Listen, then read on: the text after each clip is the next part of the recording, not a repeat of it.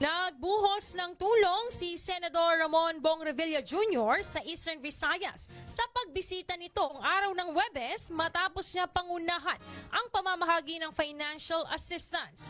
Umaga pa lang ay nagsimula na si Revilla sa pag-ikot sa iba't ibang bayan sa rehiyon upang personal na makita ang kanyang mga mahal na pinaglilingkuran at diretsyong maiabot ang kanyang hatid na tulong.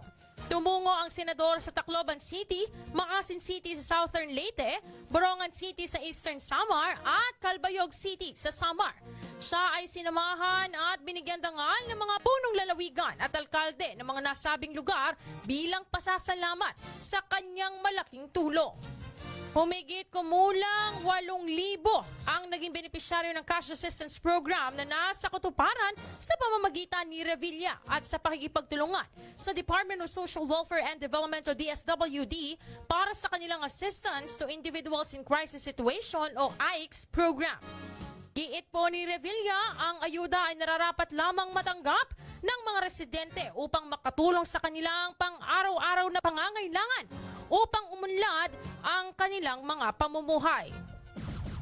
Hindi rin umano magsasawang personal na magabok ng tulong si Revilla bilang ito ay bahagi ng kanilang mandato. Bago matapos ang araw, tumungo rin si Revilla sa groundbreaking ceremony ng Eastern Visayas Provincial Hospital Medical Arts Building. Ang pasilidad na ito ay bagong gusali na may 4 na palapag para palakasin pa lalo at pagandahin ang outpatient services ng hospital. Ang Medical Arts Building ay simbolo umano ayon kay Revilla ng malawak na serbisyo, pangkalusugan para sa lahat.